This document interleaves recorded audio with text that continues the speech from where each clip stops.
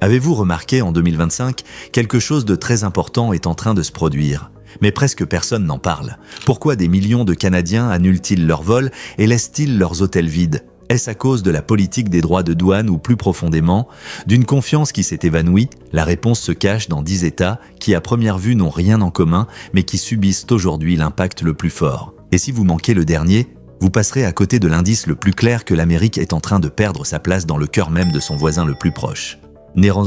New York, si vous pensez encore que la richesse et le prestige de New York sont intouchables, détrompez-vous. Il a suffi que le Canada suspende ses vols pour que des rues autrefois bondées se retrouvent soudainement silencieuses. New York a longtemps été la destination numéro 1 des Canadiens. Plus de 1,1 million de visiteurs chaque année en provenance de Toronto, Montréal et Vancouver. Ils ne se contentaient pas de poser devant la Statue de la Liberté. Ils dépensaient généreusement à Broadway, faisaient leurs emplettes sur la 5e avenue et savouraient la gastronomie de Manhattan.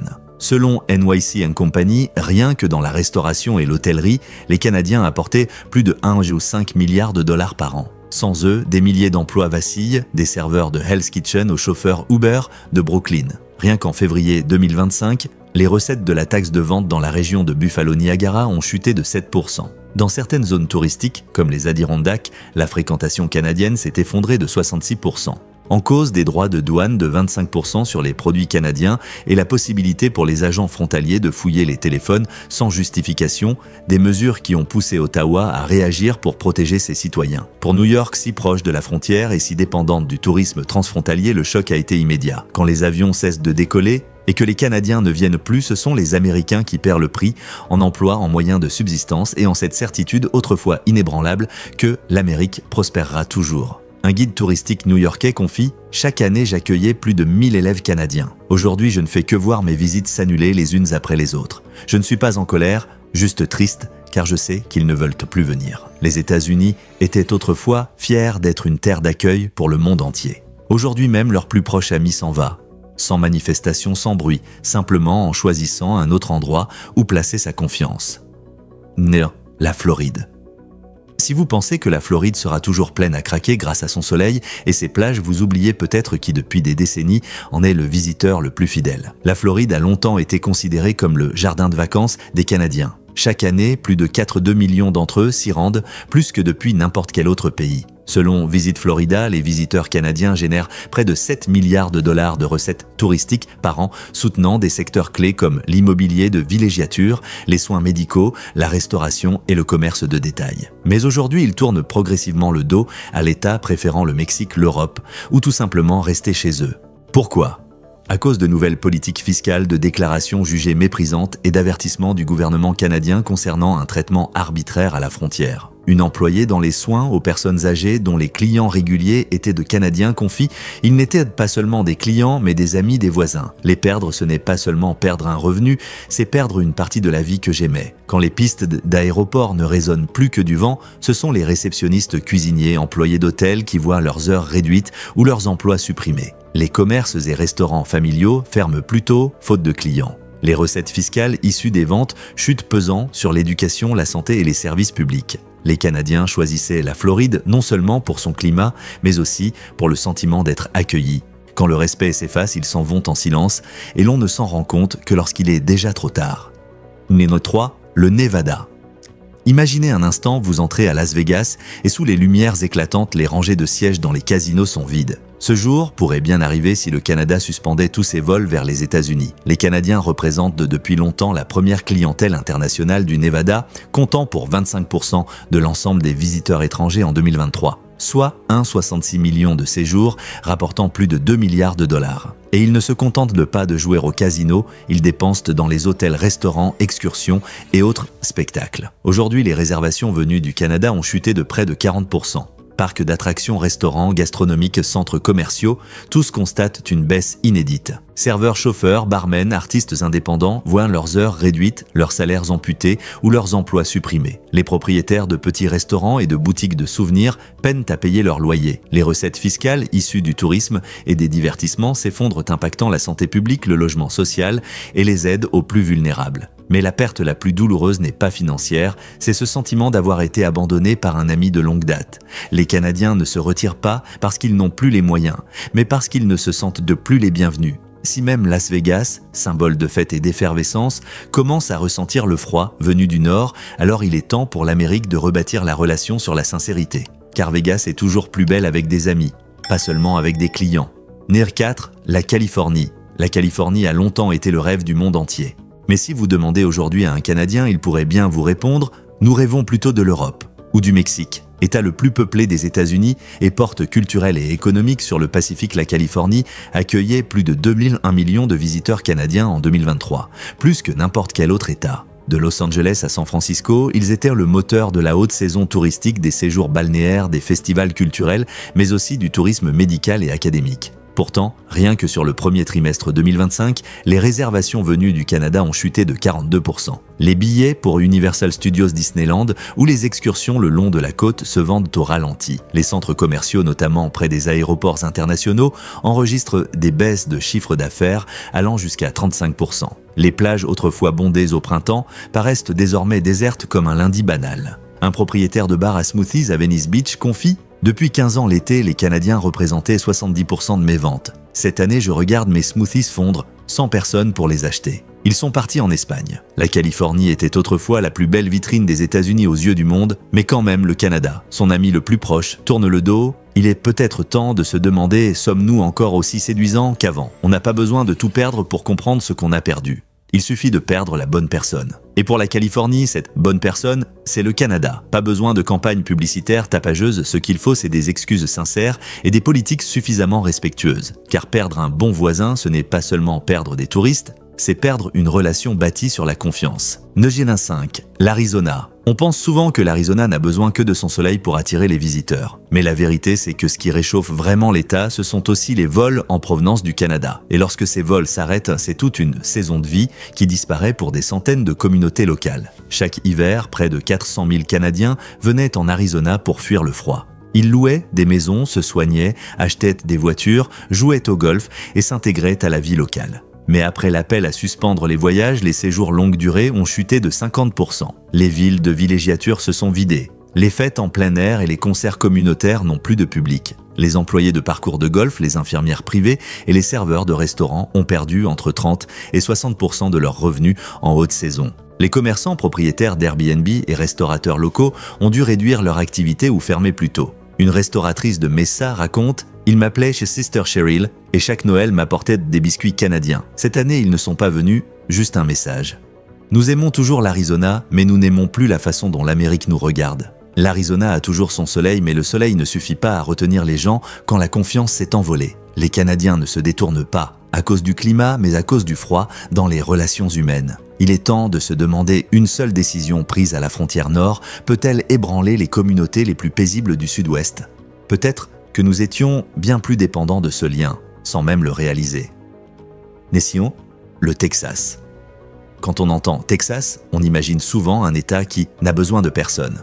Pourtant, chaque année, le Texas accueillait plus d'un demi-million de Canadiens. Et lorsque ces visiteurs disparaissent, c'est toute la chaîne d'approvisionnement du tourisme et du commerce qui en subit le choc. Il ne s'agit pas seulement de vacanciers. Des dizaines de milliers de travailleurs qualifiés canadiens viennent aussi au Texas pour des missions saisonnières. Élevage industriel, gestion de ranch, soins aux personnes âgées. Sans oublier que l'État est une destination prisée pour le tourisme médical des Canadiens attirés par des délais de traitement plus courts que dans leur système public. En 2023, environ 450 000 Canadiens ont pris l'avion pour le Texas, dépensant entre 5 000 et 20 000 $ par voyage. S'ils cessent de venir, c'est toute une liste de professions qui s'en trouvent menacées: guide touristique, barman, chauffeur, employé d'hôtel, chef cuisinier. Les contrats temporaires sont annulés, les horaires réduits. Les petites entreprises, souvent tenues par des immigrés, perdent leur principale source de revenus en haute saison. Les villes doivent réduire leurs recettes fiscales issues des services et de l'hébergement, ce qui impacte directement les programmes de santé communautaire, le logement social et les centres pour seniors. Le Texas est fier de sa force, de son indépendance et de sa résilience.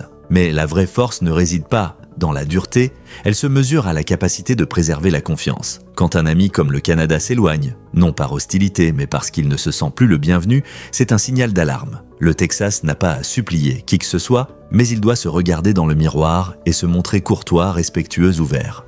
Non pas pour s'affaiblir, mais pour inspirer confiance. Si l'État veut garder l'ami qui choisissait autrefois le Texas plutôt que la Californie, la Floride ou le Mexique, il devra ouvrir sa porte, pas seulement avec un mot de bienvenue, mais avec de réels changements.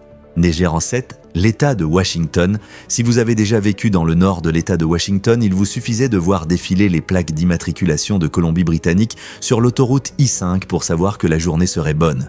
Mais depuis que les Canadiens ont cessé de traverser la frontière, les parkings sont vides, les centres commerciaux silencieux. Et tout le rythme de la région s'est ralenti. Des villes comme Bellingham, Blaine, Linden ou Seattle accueillaient autrefois des centaines de milliers de Canadiens chaque mois, venus faire leurs courses, dîner au restaurant, acheter des médicaments, faire le plein ou rendre visite à leur famille. Depuis l'appel au boycott du tourisme américain et les avertissements aux voyageurs, le trafic à la frontière a chuté de 70%. À Bellingham, les ventes au détail se sont effondrées de 40%. Centres commerciaux, magasins d'électronique, stations-service, tous ont perdu leurs habitués. Et quand la frontière se tait, c'est toute une économie informelle qui s'éteint. Le Washington était autrefois un symbole de nature et d'autosuffisance. Pourtant, depuis 20 ans, l'État dépend fortement des flux de main-d'œuvre et de capitaux venus du Canada, notamment dans les secteurs des énergies renouvelables, de l'intelligence artificielle et des sciences marines. Quand les échanges en matière de recherche, d'investissement et de logistique sont perturbés par l'absence de liaisons aériennes, c'est tous les écosystèmes verts de l'État qui risquent de se figer. Pour les habitants du Washington, la frontière n'a jamais été qu'une simple ligne politique, c'est un levier économique,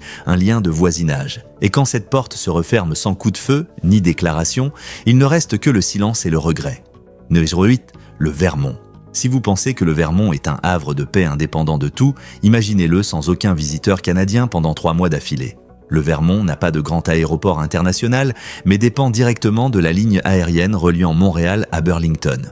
Une liaison qui transportait chaque année des dizaines de milliers de touristes et d'investisseurs canadiens. L'hiver 2025 pourtant a tout changé. Après l'appel du Canada au boycott du tourisme américain, les réservations dans les stations de ski de Stoke-Illington et Jay Peak ont chuté de plus de 50%. Les villages de montagne autrefois animés sont aujourd'hui silencieux. Les loueurs de matériel, les restaurants, les petits hôtels familiaux vivent leur pire saison hivernale depuis plus de 20 ans. Pour les habitants du Vermont, les visiteurs canadiens ne sont pas des étrangers. Ils font partie intégrante de la communauté hivernale. Leur absence, c'est comme une chute de neige qui ne laisse aucune empreinte. Et même si le Québec n'est que à quelques heures de route, la distance entre nous semble aujourd'hui plus grande que jamais, non pas à cause des règles d'immigration, mais à cause de ce sentiment de ne plus être les bienvenus. Un bon ami ne reste pas là où il ne se sent pas apprécié. Le Vermont n'a pas besoin de campagnes publicitaires tapageuses, mais de retrouver sa chaleur humaine. Les responsables de l'État, les maires, les associations touristiques devraient être les premiers à présenter des excuses. Car si le Vermont a un jour été le paradis hivernal des Canadiens, notre responsabilité est de leur redonner envie, de revenir. Numéro 9, le Maine. Si vous vivez dans le Maine, vous le savez, la frontière avec le Canada n'est pas seulement une ligne sur une carte, c'est l'artère vitale de l'économie locale. Et lorsque les Canadiens cessent de la franchir, le Maine ne perd pas seulement des visiteurs, il perd son propre rythme. L'État partage plus de 600 km de frontières avec le Québec et le Nouveau-Brunswick. Des villes comme Calais-Houlton ou Jackman accueillaient autrefois des milliers de Canadiens chaque semaine venus faire leurs courses, passer un week-end, consulter un médecin ou rendre visite à leur famille. Mais seulement 3 mois après l'appel du Canada au boycott, le trafic frontalier a chuté de 65%. Les épiceries, stations-service et petits hôtels sont devenus silencieux. Certains hôpitaux ruraux ont perdu jusqu'à 20% de leurs patients venus du Canada. Dans les zones frontalières, chaque plaque d'immatriculation canadienne était autrefois un signe d'espoir. Aujourd'hui, les parkings sont vides, et les cœurs aussi. Pour qui n'a jamais vécu dans le Maine, cet état n'est peut-être qu'une étendue de pins et de neige, mais pour ceux qui le traversent chaque semaine, il fait partie de leur mémoire, de leur famille. Quand la frontière gèle, les liens humains gèlent aussi. La perte ne se mesure pas sur une carte, mais dans le cœur des gens. Le gouvernement de l'État doit agir pour préserver cette relation de voisinage. Et les entreprises locales peuvent de commencer par de petites choses, une invitation à revenir, une offre spéciale ou simplement un mot de remerciement. Les Canadiens n'ont pas besoin de 1000 raisons pour revenir. Il leur suffit d'une seule pour avoir confiance. Et nous pouvons être ceux qui redonnent cette raison. Numéro 10, la Pennsylvanie. Si vous avez déjà vécu près d'Erie ou de Pittsburgh, vous le savez, chaque week-end où les parkings se remplissaient de plaques d'immatriculation de l'Ontario, les magasins s'illuminaient et les restaurants affichaient complets. C'était le jour du Canada. Mais depuis que les Canadiens ont cessé de venir, ces week-ends-là ont disparu plus vite qu'on ne l'imagine. Erie, Grove City et Pittsburgh étaient autrefois des destinations familières pour de courts séjours canadiens. Entre shopping à prix, réduit chasse aux bonnes affaires dans les outlets, rendez-vous médicaux et quelques jours de détente. Depuis le lancement en 2025 de la campagne Pas de voyage aux États-Unis, le chiffre d'affaires de Grove City Premium Outlets a chuté de 37%. De nombreux hôtels Derry n'atteignent plus que 20 à 30% de taux d'occupation en haute saison. Quant aux cliniques et centres médicaux privés, ils ont perdu jusqu'à 25% de leurs patients réguliers venus du Canada. Le plus difficile à accepter, ne savoir ni quand, ni même s'ils reviendront. La Pennsylvanie avait gagné la confiance des Canadiens. Proximité raisonnable, prix abordables, habitants chaleureux. Mais ces derniers mois, cette image s'est silencieusement effondrée. L'État doit agir, relancer les programmes d'échange transfrontaliers, soutenir les petites entreprises et envoyer un message clair « Nous voulons que vous reveniez ». Pas seulement pour l'économie, mais parce que nous croyons encore à l'amitié entre voisins. Perdre les Canadiens pour la Pennsylvanie, ce n'est pas seulement perdre des clients, c'est perdre une part de l'identité dont elle était fière. Et si vous souhaitez continuer à nous accompagner dans cette exploration des vérités cachées derrière des nouvelles en apparence ordinaires, n'oubliez pas de liker, de vous abonner à la chaîne et d'activer la cloche pour ne manquer aucune des prochaines histoires. Tout le contenu de cette vidéo a été soigneusement sélectionné à partir de rapports commerciaux, de données publiques et de documents officiels mis à jour jusqu'en août 2025. Cette vidéo n'a aucune vocation de propagande politique, n'attaque aucune personne ni organisation et ne représente aucun gouvernement. Notre seul objectif est d'offrir un regard plus profond, plus indépendant, afin qu'aucun d'entre nous ne soit laissé pour compte dans un monde qui change chaque jour un peu plus.